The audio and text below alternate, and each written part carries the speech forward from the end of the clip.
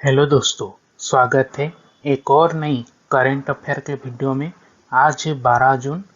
इस current affair के video में हम 11 और 12 जून में जितने भी सारे करंट अफेयर के अपडेट आए हैं उन सारे अपडेट को डिस्कस करेंगे और लास्ट में हम उनके रिलेटेड जितने भी सारे एमसीक्यू बन सकते हैं उनको भी डिस्कस करेंगे। और इस वीडियो के लास्ट में मैं आपको एक क्वेश्चन बताऊंगा और उस क्वेश्चन का जवाब आपको हमें कमेंट बॉक्स पर बताना है। ठीक है, तो बिना किसी देरी किए चलिए वीडियो को शुरू करते हैं। सबसे पहले न्यूज पर अगर ध्यान दें तो आज है 12 जून। 12 जून को हम मनाते हैं विश्व बाल श्रम निषेध दिवस, world day against child labour.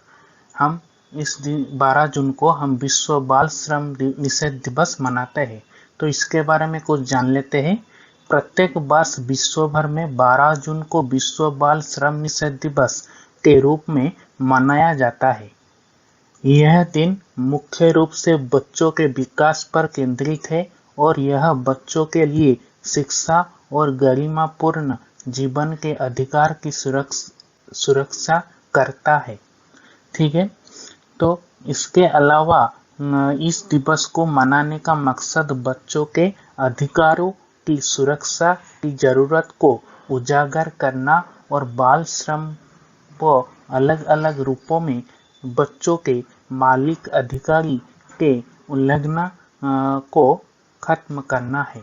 ठीक है, तो विश्व बाल श्रम निषेध दिवस की शुरुआत साल 2002 में इंटरनेशनल लेबर ऑर्गेनाइजेशन द्वारा की गई थी। तो विश्व बाल श्रम निषेध दिवस जो है वो उसका शुरुआत साल 2002 में हुआ था। इंटरनेशनल लेबर ऑर्गेनाइजेशन के द्वारा इस दिवस को शुरुआत किया गया था साल 2002 में। इंटरनेशनल लेबर ऑर्गेनाइजेशन ILO के अनुसार विश्व भर में 5 से 17 साल की उम्र तक के कई बच्चे ऐसे काम में लगे हुए हैं जो उन्हें सामान्य बचपन से वंचित करते हैं, जैसे कि पर्याप्त शिक्षा, उचित स्वास्थ्य देखभाल, अवकाश का समय, बुनियादी स्वतंत्रता इत्यादि। उल्लेखनीय है कि बाल श्रम पर अंकुश लगाने के लिए वैश्विक स्तर पर कई संगठन प्रयास कर रहे हैं।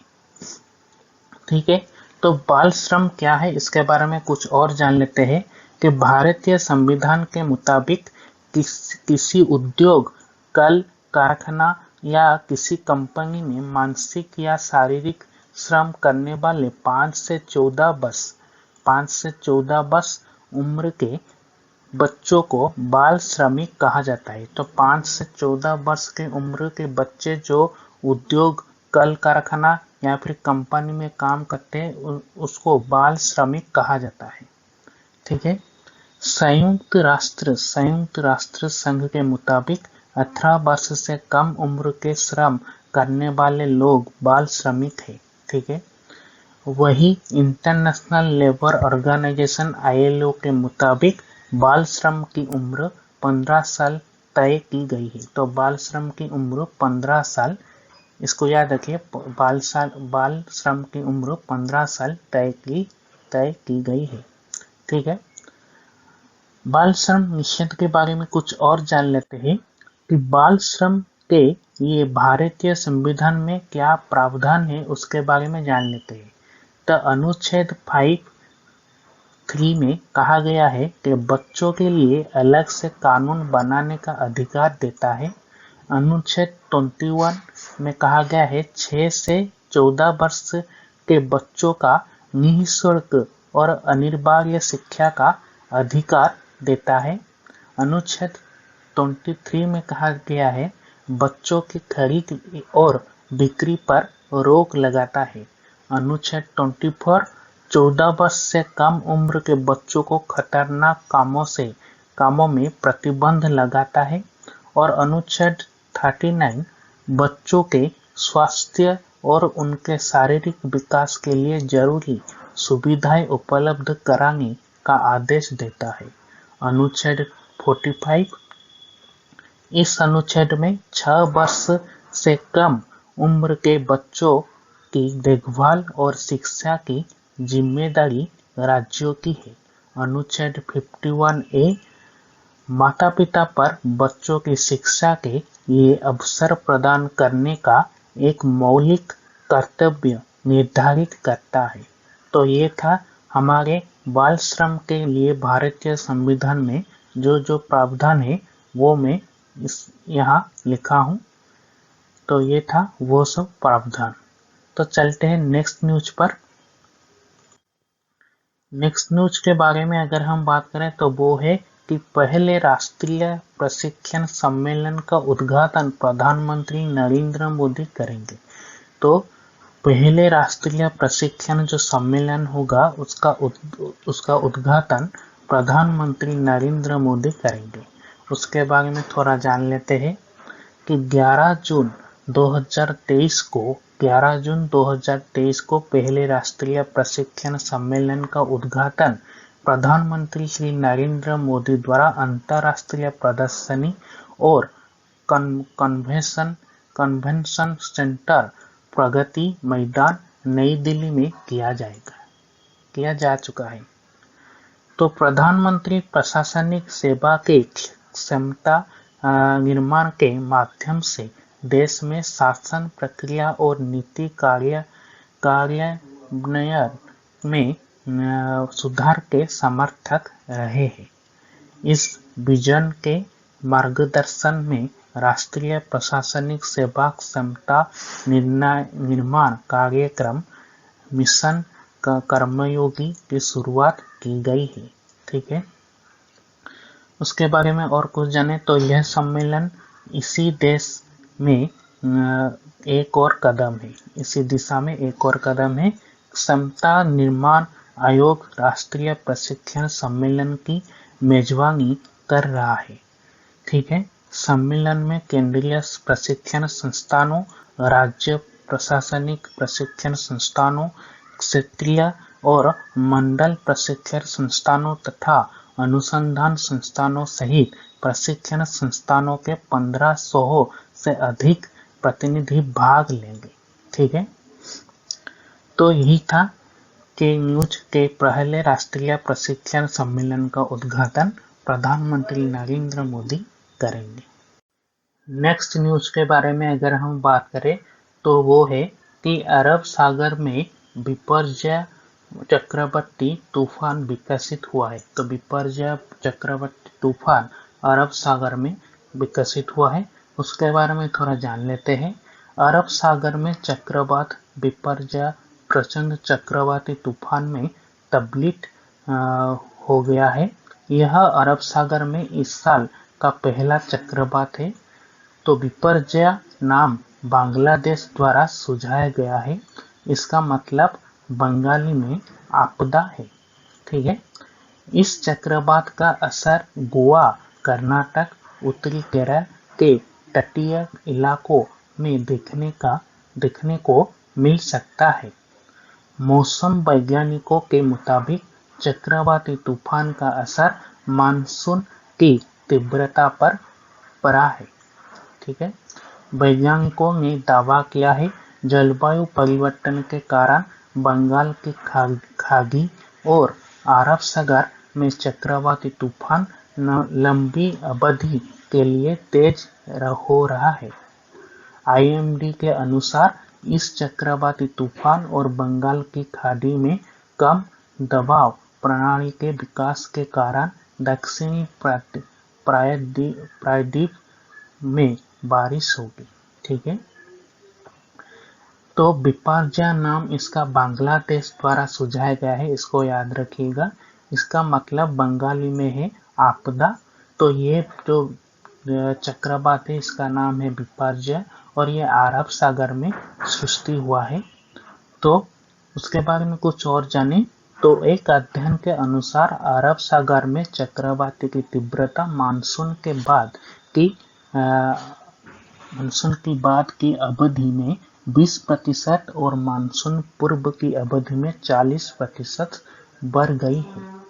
अरब सागर में चक्रवाती की संख्या में 52% की वृद्धि हुई है। तो अरब सागर में बढ़ती चक्रवाती गतिविधियां समुद्र के बढ़ते तापमान और नमी की उच्च उपलब्धता से जुड़ी है। ठीक है। एक अध्ययन के अनुसार मार्च के बाद से अरब सागर लगभग 1.2 डिग्री सेल्सियस गर्म हो रहा है। यह चक्रवात की तीव्रता के लिए स्थिति को अधिक अनुकूल बनाता है। तो अरब सागर में बिपरजॉय नामक एक चक्रवाती तूफान विकसित हुआ है। तो चलिए चलते हैं नेक्स्ट करंट अफेयर के न्यूज में। नेक्स्ट न्यूज में हम जानते हैं कि किसानों के सशक्तिकरण के लिए भारतीय कृषि अनुसंधान परिषद और अमेजन किसान के बीच एक समझौता ज्ञापन पर हस्ताक्षर किए गए हैं। तो किसानों के सशक्तिकरण के लिए भारतीय कृषि अनुसंधान और परिषद और अमेजन किसान के बीच एक समझौता ज्ञापन पर हस्ताक्षर किए गए हैं। तो चले जानते हैं इस हस्ताक्षर में जो समझौता हुआ है उसके बारे में कुछ जान लेते हैं। समझौता ज्ञापन पर हस्ताक्षर करने का उद्देश्य विभिन्न फसलों की वैज्ञानिक खेती पर किसानों का मार्गदर्शन करना, उच्च उपज और आय के लिए तालमेल बनाकर दोनों संगठनों की ताकत को जोड़ना है। ठीक है। ICAR अमेजन के नेटवर्क के माध्यम से किसानों को तकनीकी सहायता प्रदान करेगा। इसका परिणाम स्वरूप किसानों की आजीविका में सुधार होगा और फसल की उपज में भी वृद्धि होगी। उसके बारे में कुछ और जाने तो यह समझौता ज्ञापन अमेजन किसान कार्यक्रम के माध्यम से किसानों के साथ भागीदारी करेगा ताकि यह सुनिश्चित करने में मदद मिल सके कि उपभोक्ताओं को उच्च गुणवत्ता वाली ताजा उपज तक पहुंच प्राप्त हो। उसके बारे में कुछ और जाने तो कृषि विज्ञान केंद्र प्रौद्योगिकी के हस्तांतरण और दक्षता निर्माण कार्यक्रमों के माध्यम से तकनीकी आधार को बढ़ाकर किसानों के एक व्यापक समूह को मजबूत करेगा। दोनों कृषि विज्ञान केंद्रों में अन्य किसान जुड़ाव कार्यक्रमों पर एक साथ काम करेंगे। इसके अलावा अमेजन अपने ऑनलाइन प्लेटफॉर्म के माध्यम से किसानों को उनकी उपज के विपणन में प्रशिक्षण और सहायता प्रदान करेगा ताकि उपभोक्ताओं के साथ उनका सीधा जुड़ाव हो सकता है। तो इस समझौता में यह है कि समझौता ज्ञापन पर हस्ताक्षर करने का उद्देश्य विभिन्न फसलों की वैज्ञानिक खेतों पर किसानों का मार्गदर्शन करना, उच्च उपज और आय के लिए तालमेल बनाकर दोनों संगठनों की ताकत को जोड़ना है। तो यही था न्यूज के किसानों के सशक्तिकरण के लिए भारतीय कृषि अनुसंधान परिषद और अमेजन किसान के बीच एक समझौता ज्ञापन पर हस्ताक्षर किया गया है। तो चलिए नेक्स्ट न्यूज ये है कि सरकार ने शहरी सहकारी बैंकों को मजबूत करने के लिए 4 पहलों की घोषणा की है। तो इन 4 पहलों के बारे में चलिए जानते हैं।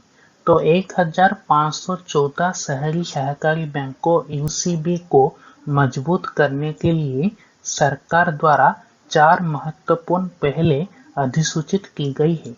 तो 1514 शहरी सहकारी बैंकों UCB को मजबूत करने के लिए सरकार द्वारा 4 महत्वपूर्ण पहलें अधिसूचित की गई है। इन पहलों का मुख्य उद्देश्य प्रधानमंत्री श्री नरेंद्र मोदी के सहकार से समृद्धि के दृष्टिकोण को प्राप्त करना है। इन पहलों को शहरी सहकारी बैंकों को मजबूत करने के लिए भारतीय रिजर्व बैंक द्वारा अधिसूचित किया गया है। पहले नीचे दी गई तो अधिसूचित किया गया है। ठीक है, पहला पहल ये है कि शहरी सहकारी बैंक अब रिजर्व बैंक से अनुमति लिए बिना ही अनुमोदित इलाकों में प्रत्येक वित्त वर्ष में 10% नई शाखाएं खोल सकेंगे। इस सुविधा का उपयोग करने के लिए यूसीबी को अपने बोर्ड से मंजूरी लेनी होगी और कुशल वित्तीय प्रबंधन करना होगा। दूसरा पहल ये है कि यूसीबी वाणिज्यिक बैंकों की तरह एक मुफ्त निपटान भी कर सकते हैं अब सहकारी बैंक बोर्ड द्वारा अनुमोदित नीतियों के माध्यम से तकनीकी राइट ऑफ के साथ साथ उधारकर्ताओं के साथ निपटान के लिए एक प्रक्रिया प्रदान कर सकते हैं। तीसरी पहल ये है कि शहरी सहकारी बैंकों के लिए उनके प्राथमिकता क्षेत्र के ऋण लक्ष्यों को पूरा करने की समय सीमा 2 साल यानी 31 मार्च 2026 तक आरबीआई द्वारा बढ़ा दी गई है। चौथा पहल ये है कि आरबीआई ने अधिक समन्वय के लिए एक नोडल अधिकारी भी नामित किया है। तो यही था 4 पहल जो कि सरकार ने शहरी सहकारी बैंकों को मजबूत करने के लिए घोषणा की है। तो चलते हैं नेक्स्ट न्यूज पर। नेक्स्ट न्यूज ये है कि प्रफुल्ल पटेल और सुप्रिया सुले को एनसीपी का कार्यकारी अध्यक्ष नियुक्त किया गया है। ये है प्रफुल्ल पटेल और ये है सुप्रिया सुले। तो प्रफुल्ल पटेल और सुप्रिया सुले को एनसीपी का कार्यकारी अध्यक्ष नियुक्त किया गया है। चलिए जानते हैं इस न्यूज को विस्तार से कि राष्ट्रवादी कांग्रेस पार्टी एनसीपी के अध्यक्ष शरद पवार ने कार्यकारी अध्यक्ष के नाम की घोषणा की। वर्तमान उपाध्यक्ष प्रफुल्ल पटेल और शरद पवार की बेटी सुप्रिया सुले एनसीपी की कार्यकारी अध्यक्ष बनी। यह घोषणा राष्ट्रवादी कांग्रेस पार्टी की 25वीं वर्षगांठ पर की गई। पार्टी के राष्ट्रीय महासचिव सुनील तटकरे को ओडिशा, पश्चिम बंगाल, किसान और अल्पसंख्यक विभाग की जिम्मेदारी दी गई है। प्रफुल्ल पटेल को मध्य प्रदेश, गुजरात, राजस्थान, झारखंड, गोवा और राज्यसभा का प्रभारी बनाया गया है। सुप्रिया सुले महाराष्ट्र में एनसीपी मामलों, हरियाणा, पंजाब और महिलाओं, युवाओं, छात्रों और लोकसभा से जुड़े मुद्दों की प्रभारी होगी। तो ये राष्ट्रवादी कांग्रेस पार्टी क्या है उसके बारे में थोड़ा जान लेते हैं कि इसकी स्थापना 10 जून 1999।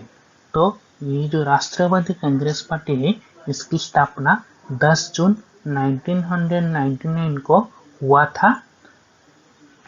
तो इसकी स्थापना 10 जून 1999 को शरद पवार, पीए संगमा और तारिक अनवर ने की थी। यह महाराष्ट्र में सबसे बड़ी विपक्षी पार्टी है और नागालैंड में तीसरी सबसे बड़ी पार्टी है। एनसीपी का चुनाव चिन्ह एनालॉग अलार्म क्लॉक है। ठीक है, राष्ट्रवादी कांग्रेस पार्टी एनसीपी की राष्ट्रीय पार्टी का दर्जा हाल ही में भारत के चुनाव आयोग द्वारा वापस ले लिया गया है। तो ये था न्यूज कि प्रफुल्ल पटेल और सुप्रिया सुले को एनसीपी का कार्यकारी अध्यक्ष नियुक्त किया गया है। तो यही था आज का करंट अफेयर। चलते हैं हमारे नेक्स्ट सेगमेंट पे, जो कि है एमसीक्यू क्वेश्चन। पहला क्वेश्चन ये है कि हाल ही में नाटो का आर्कटिक सैन्य अभ्यास कहाँ आयोजित किया गया है। तो हाल ही में नाटो का आर्कटिक सैन्य अभ्यास कहाँ आयोजित किया गया है। इसका उत्तर होगा बी, फिनलैंड में। तो हाल ही में फिनलैंड में नाटो का आर्कटिक सैन्य अभ्यास आयोजित किया गया है। नेक्स्ट क्वेश्चन, हाल ही में भारत ने मध्यम दूरी की बैलिस्टिक मिसाइल अग्नि-1 का सफल परीक्षण कहाँ किया है। तो इसका उत्तर होगा सी, ओडिशा में। तो ओडिशा में हाल ही में भारत ने मध्यम दूरी की बैलिस्टिक मिसाइल अग्नि-1 का सफल परीक्षण किया है। नेक्स्ट क्वेश्चन, हाल ही में किसने 2025 में IUCN की विश्व संरक्षण कांग्रेस की मेजबानी के लिए बोली जाती है। ठीक है, तो इसका उत्तर होगा बी, UAE। नेक्स्ट क्वेश्चन, हाल ही में किस राज्य में अहमदनगर का नाम बदलकर अहिल्यानगर किया जाएगा। तो इसका उत्तर होगा सी, महाराष्ट्र राज्य। तो महाराष्ट्र राज्य में अहमदनगर का नाम बदलकर अहिल्यानगर किया जाएगा। नेक्स्ट क्वेश्चन, हाल ही में किस राज्य के मुख्यमंत्री ने एक अंतरराष्ट्रीय सम्मेलन केंद्र की घोषणा की है। तो इसका उत्तर होगा बी, तमिलनाडु राज्य के मुख्यमंत्री ने। तो तमिलनाडु राज्य के मुख्यमंत्री ने एक अंतरराष्ट्रीय सम्मेलन केंद्र की घोषणा की है। नेक्स्ट क्वेश्चन, हाल ही में उत्तर प्रदेश के कार्यवाहक डीजीपी के रूप में किसे नियुक्त किया गया है। तो इसका उत्तर होगा ए, विजय कुमार को। तो विजय कुमार को उत्तर प्रदेश के कार्यवाहक डीजीपी के रूप में नियुक्त किया गया है। नेक्स्ट क्वेश्चन, हाल ही में किसने AOA के रूप में कार्यभार संभाला है। तो इसका उत्तर होगा राजेश कुमार आनंद ने। तो राजेश कुमार आनंद ने AOA के रूप में कार्यभार संभाला है। नेक्स्ट क्वेश्चन, हाल ही में किस राज्य सरकार ने आरक्षण फार्मूले की समीक्षा के लिए विशेषज्ञ पैनल का गठन किया है। तो इसका उत्तर होगा बी, मेघालय राज्य सरकार ने। तो मेघालय राज्य की सरकार ने आरक्षण फार्मूले की समीक्षा के लिए विशेषज्ञ पैनल का गठन किया है। नेक्स्ट क्वेश्चन, हाल ही में किस पेमेंट गेटवे ने टर्बो UPI सर्विस लॉन्च की है। तो इसका उत्तर होगा रेजर पे। ठीक है, तो रेजर पे पेमेंट गेटवे ने टर्बो UPI सर्विस लॉन्च की है। नेक्स्ट क्वेश्चन, हाल ही में किस UPSC के सदस्य के रूप में नियुक्त किया गया है। हाल ही में किसे UPSC के सदस्य के रूप में नियुक्त किया गया है। तो इसका उत्तर होगा बी, विद्युत बिहारी स्वयं को UPSC के सदस्य के रूप में नियुक्त किया गया है। नेक्स्ट क्वेश्चन, हाल ही में चीन के विरोध के बीच अमेरिका और किस देश ने व्यापार समझौते पर हस्ताक्षर किए हैं। तो इसका उत्तर होगा सी, ताइवान। तो ताइवान ने चीन के विरोध के बीच ताइवान ने चीन के विरोध के बीच अमेरिका और ताइवान देश ने सब व्यापार समझौता पर हस्ताक्षर किए हैं। नेक्स्ट क्वेश्चन, हाल ही में एम्स को राष्ट्रीय प्रत्यायन बोर्ड सम्मान्यता प्राप्त हुई है। तो हाल ही में एम्स को राष्ट्रीय प्रत्यायन बोर्ड सम्मान्यता प्राप्त हुई है। तो इसका उत्तर होगा किस एम्स को? इसका उत्तर होगा एम्स नागपुर को। ठीक है। नेक्स्ट क्वेश्चन, हाल ही में तंजीम फयाज ने all India inter university judo championship में कौन सा पदक जीता है? तो इसका उत्तर होगा सी, रजत पदक। रजत यानी सिल्वर पदक जीता है। सॉरी, सिल्वर क्या कहा, ये ब्रोंज पदक है, ब्रोंज पदक जीता है। तो नेक्स्ट क्वेश्चन, हाल ही में स्मार्ट सिटी मिशन के तहत कहाँ integrated command and control centre की स्थापना की गई है? तो इसका उत्तर होगा श्रीनगर में।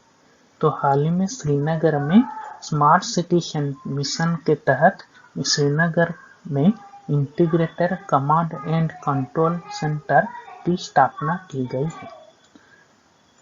तो प्रीवियस वीडियो में पूछा गया सवाल था कि हाल ही में एर्गस रिकेबिक्स को कहाँ का राष्ट्रपति चुना गया है?